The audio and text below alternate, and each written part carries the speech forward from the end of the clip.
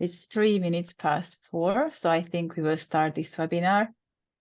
And I want to welcome everyone. Hello, welcome to this last webinar of our year, where we want to look back on the year 2023 and show you what value we have created for you and the most memorable things from this year. My name is Ágnes Varga and I'm the CTO at memoQ. I'm leading the production team. And in this webinar, we want to concentrate on those things that we think give the most value to you. So stay tuned. And first, some housekeeping. This, just to let you know, this webinar is recorded and the recording will be available on our website where you can download it. And this the presentation will take about 45-50 minutes, and then we will have a Q&A session for about 10-15 minutes. But if we don't have time for your questions, then we will provide answers to you later to these questions. And what I would like to emphasize is that please post your questions in the Q&A session of Zoom. So there you can see this highlighted here. There's a Q&A session, so not in the chat, but in the Q&A session. And this is the really short housekeeping part. And then I would like to introduce the team to you who are presenting this webinar. First, Marianna Nagy, is our product manager in the area of project management. And then Balázs Kis, our co-CEO, will present some company-related news and interesting things. And Adam Gaugets, product manager for quite a few areas, including AI at memoQ, and Zsolt Varga, who is our product manager for also few areas, but now he will present about our brand new tool, the in-country review tool. And then let's see our contents just in a few sentences. We are almost through the introduction part, and then Balázs will present where memoQ stands on AI, and then some AI topics will come from Adam, and then we will go on to project management with Marianna, and then to our new tool, the in-country review tool with Zsolt, and then Balázs will return with some company news from 2023. And this is where we will end this session, and then we will answer your questions. And so, guys, here we go. Hello, everyone. My name is Balázs Kis. I'm one of the CEOs of this company, but this is not why I'm here, but because I'm passionate about the topics that I'm touching on at this webinar. I think we can say without exaggeration that 2023 was a year that was spent, that most people in the industry spent in bewildered awe of generative AI, and with good reason. And everybody was very, very impatient and eager to do something with AI, to find out where it can go or where the limitations are, and obviously we felt the urge to do something, but we also knew that something is not enough. So we are, I mean, some or most of us in the company are quite hype averse. That sometimes is an attribute of Central European intellectuals, if at least. And so we didn't want to do something just for the sake of it. We wanted to create something that actually provides real added value to the customers. And luckily, towards the middle of the year, we were able to come up with some really, really cool ideas on what to integrate, what to develop. And this is the picture that you see, that I will probably share the prompt that I used to create it later, but it's about it's a paradox, because it shows the very AI being skeptical about the hype about AI, and these are actually this is in line with the answers about answers from ChatGPT if you ask it about the AI hype. But enough of me. I want to hand over to Adam Gaugets, who will actually talk to you about the exciting things that we did about AI in 2023. Thank you very much. So, hi everyone, I'm Adam Gogets, one of the product managers at memoQ. And as Balázs introduced me, I'm going to talk about something new that we developed, a new technology that we call adaptive generative translation. That is a new machine translation service provided by memoQ. And furthermore, there is also another new technology that became available on the market in this year, and that is AI quality estimation, AI-based quality estimation. I hope you will enjoy it. Let's get it started. So before we start to talk about what memoQ is doing, let's try to focus on what challenge your operation, your translation operation faces. Let it be a single person operation as a freelancer or a translator, or an LSP or bigger buyer buying translation, working on translation. So the challenge that you definitely obviously see is that you have to deliver translation at an ever increasing volume, and without making too much compromises on the quality. And certainly you also have an issue that you have to meet constraints of time and budget. So you have to be conscious how you spend your resources, where you put what. And certainly you can solve this challenge by just identifying the functions of the translations, who you are going to talk to, what is the target audience, and the function of your translation. Certainly, not all the translation has to meet the highest quality expectation without any compromises. Certainly, there are things that has to be without doubt the best and the only good solution. That can be life sciences, legal issues, high business critical information. But certainly at the lower end of the quality ladder, you might have issues, you might have content where the impact is not so serious. So maybe user-generated content can be not just as premium in terms of quality, or internal documents, internal communication can have a lower but satisfying quality expectation. So how do you deliver these different types of content to be translated? You are certainly going to work together with your talented and dedicated, knowledgeable people, linguists, linguistic engineers, reviewers, translators, and you are going to use the technology that is available, that is the latest, that is promising you the highest return. And as you might figure, technology in the lower ends of the quality ladder probably will play more significant role.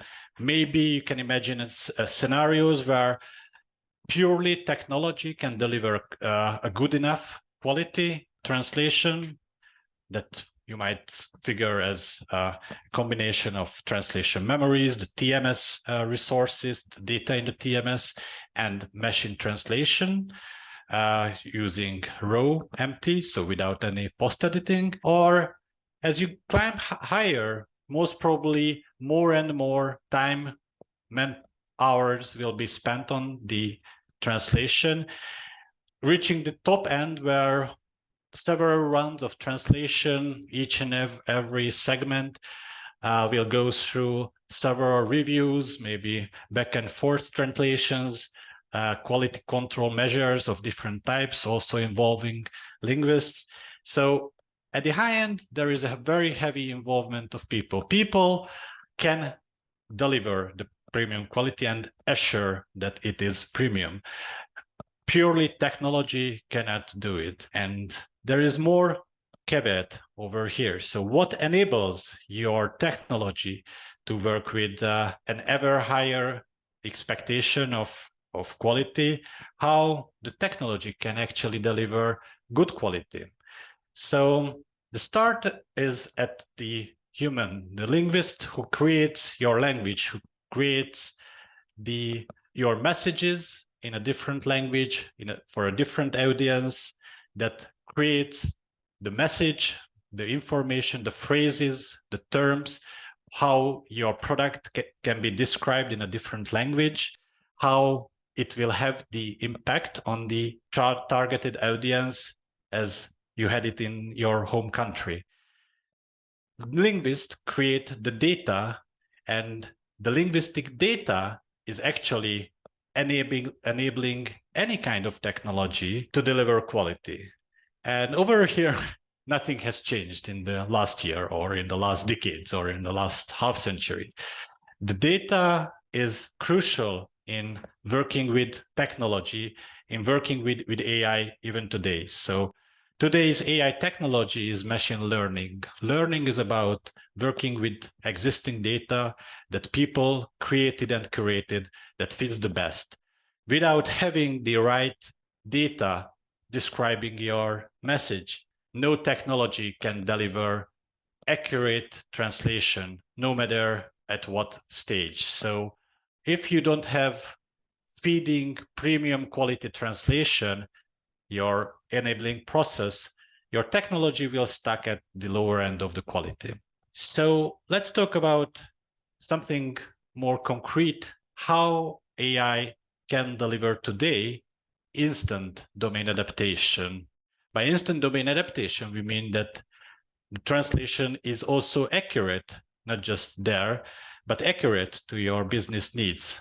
It is using your terms, your phrases. How machine translation can help this?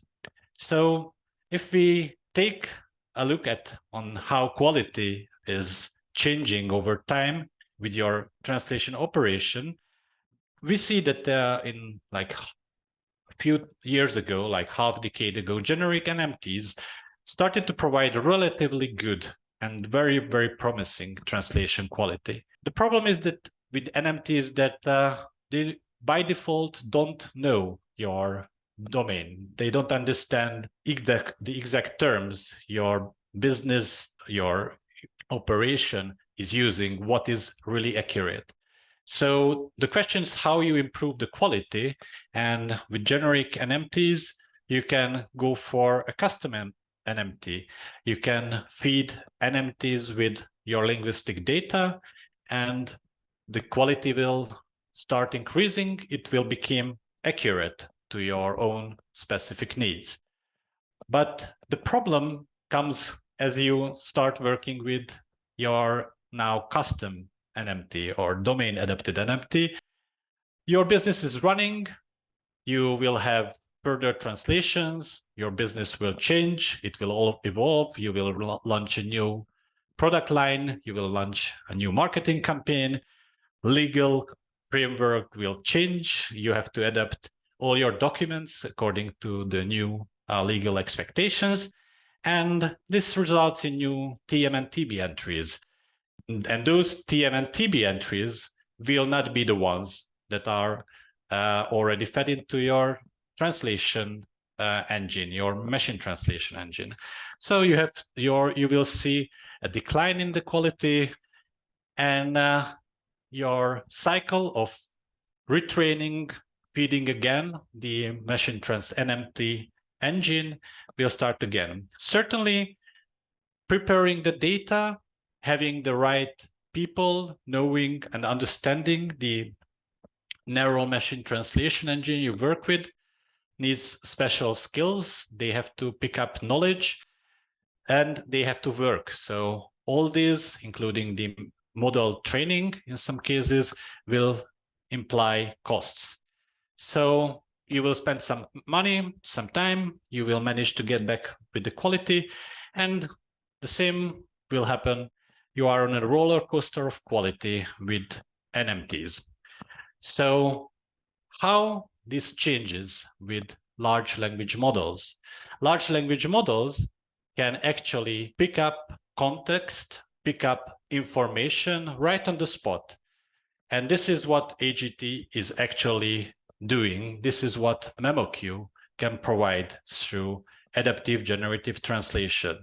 So besides the source text, we are also forwarding the translation memory and the term-based hits specific to the given source text to the AGT engine. And this provides an instant domain adaptation for the narrow machine translation. And large language models can work with such context information right on the spot. And as a return, translated text will be also accurate to your latest translation memory and term base. What's also important when you work with memoQ, that memoQ is not just able to work with existing translation memories and term bases, but through LiveDocs, if you don't have translation memory, but you have huge corpora of bilingual information, LiveDocs can pick up this information, this bilingual text, and these bilingual text will work just like the translation memory. So you don't have to start or have an established translation operation with extensive translation memories. So to sum it up, AGT provides access for those translation operations that might lack the resources in terms of capacity or time to actually train models or curate, prepare training data for narrow machine translations. In the meantime, we provide quality and accuracy through using all your latest translation memory hits and term bases. So let's see another case how AI helps.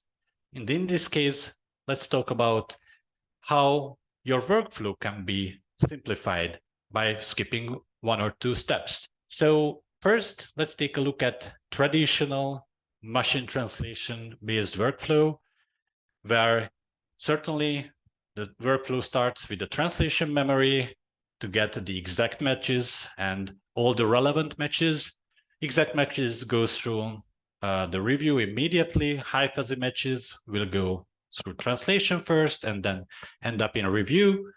And the low fuzzy matches and the no matches segments will go to empty. And since we don't know how good the empty segment by segment, we have to go for each segment through the post-editing process. And then those segments will also finish at the review. Now, how AI can help to simplify and save costs and resources on this review and speed up the process. There is no change for the exact matches and high fuzzy matches. This goes through exactly the same workflow as we've seen earlier. For the low fuzzy matches and no matches, again, we go for empty. But here we have a new technology called AI-based quality estimation that is capable of providing a quality attribute, a numeric value, if you wish, for even machine translation hits. So AIQE can judge if the quality of the given segment is good enough, or it just simply needs further work.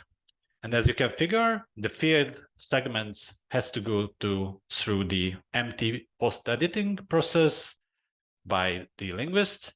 But for those where the AI judged that it's good enough, we can skip the MTP process or workflow step and realize savings in terms of time and resources. So in the meantime, we can also control quality by using empty and speeding up the process with AIQE. So how AIQE works, it's pretty straightforward. The journey starts with your TMS or your CAT tool. In memoQ, you forward the source segment to the machine translation engine. The machine translation engine returns the target segment. But if you use the AIQE, then the empty translation along with the source segment will be also forwarded to the AIQE engine, and it will attribute it with an AIQE value that will make it its way back to the memoQ TMS or the CAT tool. And from that on, we can work with this value, just like we work, for example, with TM matches. So with the MT, you can work with any of the 20+ MT vendors that are integrated into memoQ. And for AIQE, you can work with 2 vendors. One is Modelfront and the other one is DAOs. That was my short presentation. If you are interested, please make sure to check out our podcasts, webinars, and blog posts on the memoQ.com, or reach out to me or your customer success managers, and they are happy to guide you in enhancing your workflows with AIQE and AGT and other technologies. Thank you. And I'm handing it over to the next presenter. Hi, everyone. Good afternoon. This is Marianna Nagy, and I'm going to talk about some of our project management supporting features that were released this year. First, about business analytics. The first version of memoQ Business Analytics was rolled out in 9.10, well, nearly 2 years ago. Since then, you could create custom reports on your localization projects and then download a CSV file containing information about your various memoQ projects, such as deadlines, translators, source, client, and many more. You could then import it into your own analytics tool to get the insights that you needed. In memoQ 10.2 this year, we launched the second phase, which allows you to build and visualize advanced and highly customizable reports for your localization projects. Your visualized data is accessible through your dashboard in the form of charts, which you can customize, update, and share with colleagues. This is an example how you could use one of the leverage charts, let's say in preparing client quarterly business reviews, and supporting this way a better localization return on investment. Let's see a couple of examples how business analytics can help you. With the custom charts and reports, it's also easier for project managers to report on different localization projects to decision makers. And this can lead to a more refined strategy where you can also make adjustments to your localization efforts, and thus translating into a better return on investment and maybe prepare even more informed decisions on future localization projects. So let's see a couple of examples. How you can control your business processes. Well, maybe with keeping track on your KPIs, or detecting business trends, or even looking for your most popular translator or linguist or reviewer, and thus supporting your vendor management, and maybe creating some new contracts and talking about pay raise maybe.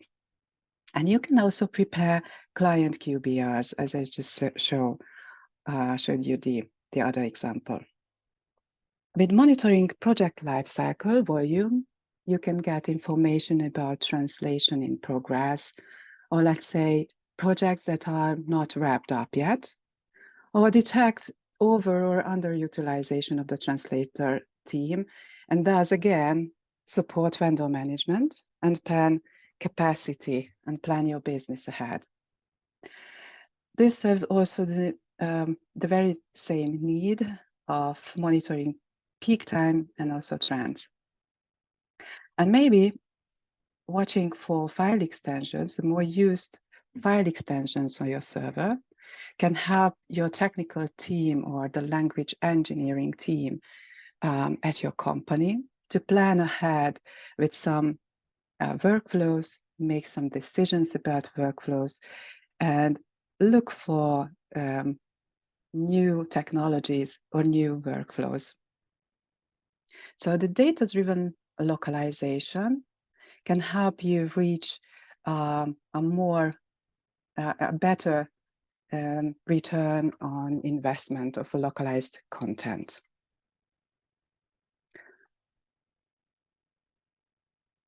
My second topic today is importing packages into existing projects. The primary benefit is to reduce the amount of manual work needed for handling jobs that some of you may receive in the form of packages. And this can sum up to lots of hours of monotonous tasks weekly or even daily, which is always bad. And apart from being boring, manual processing is always more error-prone than automation. That's where packages imported into existing projects can help you with efficiency. Packages can be imported to existing projects now. First, SDL packages in the first round, but memoQ packages are still coming soon. So you are able to use your templates, make a use of standardization and automation in your existing project, and enable automated actions too. Projects created in a business management system can also handle this way packages. Importing existing packages existing into projects can also help you keep a lean resource management in terms of there is no more new TMs created after each package. My third and last topic for today would be LiveDocs on memoQweb. The new world order that everything is online has been with us for a while. In the business environment, dealing with installing and updating client applications is really troublesome and an extra effort for the engineering team. That's why memoQ also aims for a more feature parity on the web in terms of project management. And LiveDocs is or was the only most important, let's put it this way, heavy resource that wasn't there yet. Translation memories and term bases are already there on memoQweb. LiveDocs is implemented this year. And the other reason why LiveDocs came this year into the front is because this is the most important resource that was missing in a fully online in-country review workflow. Because the in-country review workflow needs to have reference files, and LiveDocs is, and the LiveDoc corpora are the place where you can handle reference files within an ICR workflow. So this year, 10.3 and 10.4, you can already add a LiveDoc corpus to your project. This is available, that is available on the server, to an existing project on memoQweb, and also remove them. It's important that only the LiveDoc corpora that are available on your server are also available here. So at this moment, you cannot create a new corpus, but this is coming very soon next year. Thank you so much for your attention. And at this point, let me hand over to Zsolt Varga, who is going to talk about in-country review. Right, thank you, Marianna.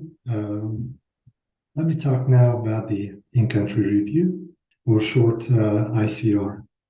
As Marianna mentioned, this is a new workflow, a new tool that serves new customer needs. So let's take a look at those customer needs first of all. What is in-country review and who are those in-country reviewers? The in-country review basically means that this is a special kind of review that is done by in-country reviewers, not regular reviewers of an LSP or freelancers. In-country reviewers, you can call them subject matter experts who typically reside or work in the target country or work for companies in the target country. So they know the local requirements, in addition to having the professional expertise of the specific field, such as marketing or engineering or legal. So therefore, they are not linguists. They actually work typically as employees of the client who orders the job from the LSP, from the translation company. And so they help review the translation, not from a linguistic point of view, but rather from a professional point of view. For this reason, they are not really familiar with any of the terminology of the translation industry, nor they are familiar with the translation technology itself. They don't use desktop software, CAT tools. They just typically use, as an average computer user, a browser application such as Chrome or Office files, but definitely not memoQ or any other CAT tool. So the question arises, why do we need a new tool? Well, coming from the previous slide, for these people, so far we have been able to offer only suboptimal options. These in-country reviewers could review translations outside memoQ, putting sticky notes to PDF files or working in the exported table RTF, which was okay in some scenarios, but to be honest, all these required extra work, typically by a project manager or a language engineer inside the LSP. And more importantly, using these solutions did not really allow the in-country reviewer to consult project resources such as term bases or even reference files from LiveDocs corporate, as Marianna has pointed out. Another option is to use the memoQ desktop software, which is a great tool, but it requires a Windows install. It is specifically designed for linguists.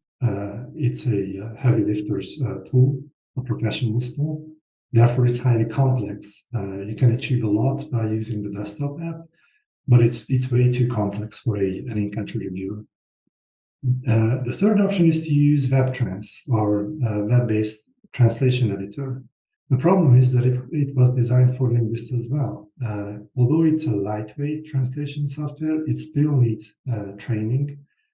So the LSP has to create a training program for in-country reviewers who typically don't really have that much time to deal with translation errors anyways. And another drawback of WebTrans is that it does not offer customization options. So this is why we needed a new tool. So we talked to our customers and wanted to make sure that we understood our user needs, where the problems were real problem space, so that we can come up with a solution.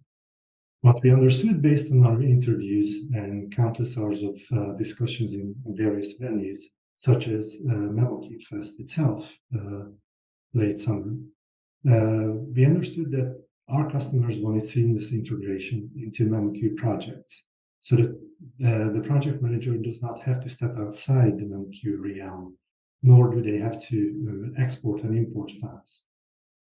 Yet, they wanted flexibility, because in-country reviewers are very different. Some of them are just beginners in any kind of IT.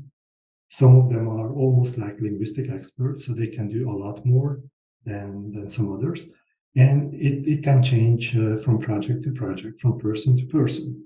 So therefore, one key factor that we learned was that project managers wanted a lot of flexibility to regulate what in-country reviewers can and cannot do, what resources they have access to, and so on.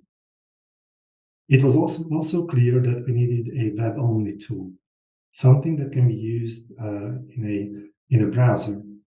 And so a browser app is where we started to look into developing this new tool. We also learned that we want to make sure that the new app is visually appealing and has a user-friendly UI, because these users, in-country reviewers, they are not linguists. They are not focused on the quality of the translation purely, but they also want to enjoy an app that is really friendly to the user and really easy to use and looks good. At the same time, they didn't want complexity, or I should say, those who wanted to work with in-country reviewers said, let's just keep it as simple as possible. If you don't have too many features, if it's not too complex, really fewer things can go wrong. So let's see what we came up with as a solution. from the project management point of view. We kept the in-country review workflow and in-country reviewers inside the memoQ domain. So in-country reviewers are just a special kind of users, but still they reside on the server. They can be assigned as other users on the memoQ server, and they can play roles in a memoQ project, either in reviewer 1 or reviewer 2 role. What is different is that a lot of flexibility is given to the project manager to regulate how in-country reviewers can use the tool that they will do the review in. As you can see on the right side, there are a bunch of options, a lot of settings, custom settings, where you can set up what the in-country reviewer can do, just comment or edit the text and so on. More importantly, you can override project-level QA options and create specific in-country reviewer QA requirements, or even just forget about QA if it's a beginner in-country reviewer, and just postpone it until the linguistic engineer or the PM takes over from the in-country reviewer. In addition, there's a special section for resources. The PM can identify the reference files and the term bases and untranslatable lists that the in-country reviewer should be given access to and presented with during the review process. And the icing on the cake is a special message to the reviewer by the project manager, highlighting the importance of, for instance, a specific reference file or a term base to consult while doing the review. Okay, so far so good from the project management side, but show me the tool. What is it like? What is this new tool? Here we go. So this is a web app. This is what you can see if you open it up in Chrome, for instance. It looks familiar, but not entirely. It has only the essential features and options. Let me draw your attention to some of the options here in the header, where you can see that it's really self-explanatory, not that complicated, providing even direct access to reference files by clicking there and then downloading those files. In addition, you can see that we have different presentation layers. You can have this focus on row view, where you have all the information for the relevant segment shown here, meaning terms, comments, and issues on a single panel. Or if you want to review all your comments, you can just switch over to all comments, or to review all the issues in one go, you can click over to the all issues panel, and you will see a different presentation layer on the right side. As you can see, this customizable interface is highly flexible from the reviewer side, but it's more than that. We are holding the reviewer's hand, and we make sure that they have proper onboarding before they actually get to use the tool.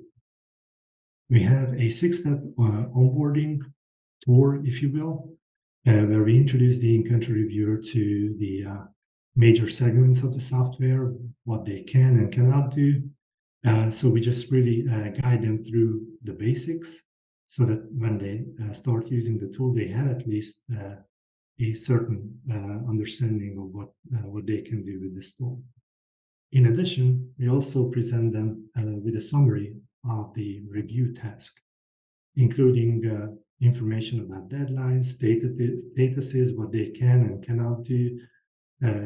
Once again, they can see the message from the project manager here. Here you can see a call to action about the reference files and terminology, and the essentials, the deadline, and the functions that the PM enabled or disabled. So in this case, as you can see, this in-country reviewer can both edit and comment the target segments, not just comment them. And so after all this, one final nice touch, I hope many of you will like, is the dark mode. The dark mode that many of you have missed from other memoQ applications is now here, and I hope it's visually appealing. And let me just also draw your attention to the all issues panel on the right side, where you can see the various options where you can basically go through all the errors and warnings in one go before you deliver your document as an in-country reviewer, if the PM required so. If not, then you can just skip all the issues and deliver the document regardless. So this is what we believe is a tool that meets all those requirements. It checks all the boxes that we identified when interviewing with our customers, both from the project management and the reviewer side. And we continue to develop it. The first iteration appeared in memoQ 10.1 and has been getting better and better almost with every version. The current layout that you can see will appear in memoQ 10.5 in January, and we'll continue to work on that into the next releases.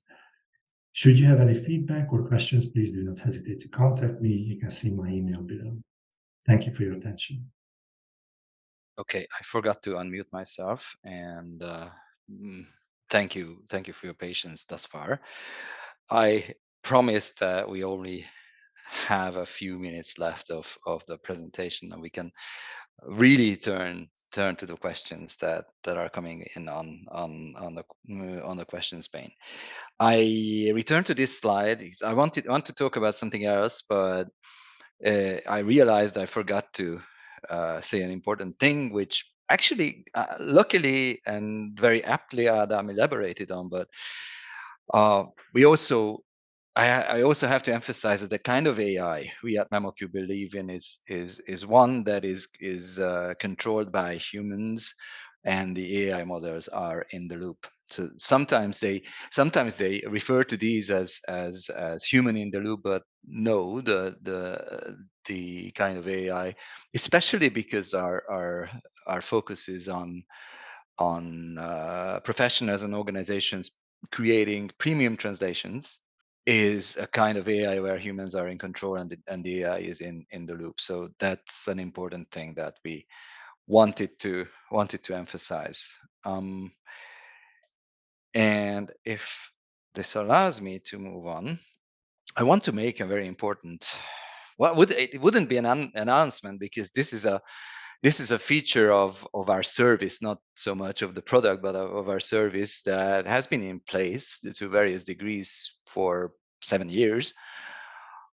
But I want to emphasize something that is important to TMS users, those of you who actually use memoQ in the form of the memoQ Cloud TMS or a memoQ TMS private cloud, that memoQ is running a very robust infrastructure beneath the cloud service that you are experiencing.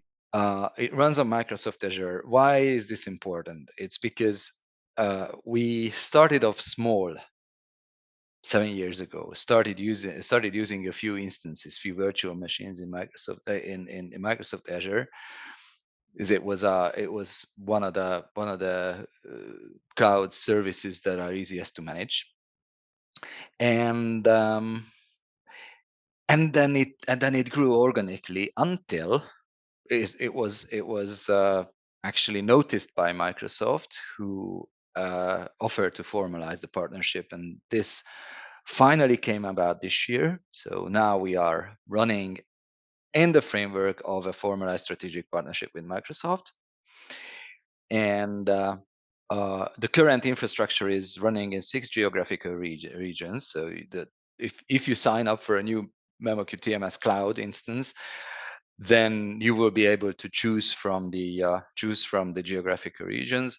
Altogether, we are using 15 data centers.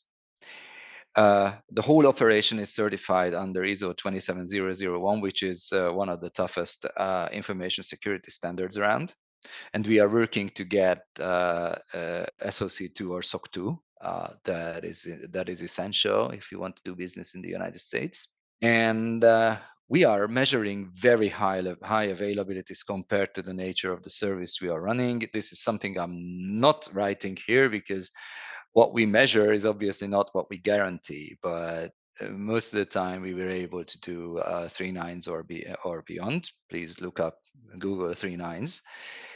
And we have a very sophisticated business continuity plan, which covers the upgrades, the backups, the monitoring, and disaster recovery. If the disaster happens, disaster is something like, I'm sorry, I hate this word, but this is what the IT lingo uses. We like saying business continuity, and whenever the business continuity suffers, server stops, data is lost, then we have extensive measures to recover from that as soon as possible. So what I can safely say is memoQ, we didn't compare it with competitors, but the underlying infrastructure, whenever you run on a memoQ Cloud TMS or memoQ TMS private cloud, is very robust, very solid. And the other thing about the geographical regions, why I listed it at the top of the list, is because you know that quite draconian privacy laws are springing up in the world in different countries. Obviously, GDPR is a forerunner, being in place since 2018. But there are new privacy laws in the United States across, think of CCPA. There is a new privacy law in India, in Japan, in Canada, and it's important that we can guarantee that the data managed by a customer can remain or can be guaranteed to remain in a certain geographical region. A lot of cloud providers, I'm not necessarily talking about TMS providers, but other cloud providers, do not provide that or charge for it.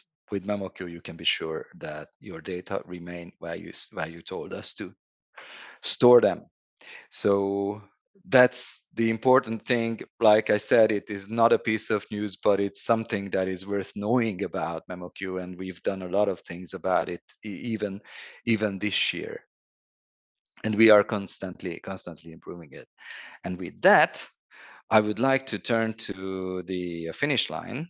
And well, this is the photo was made by me.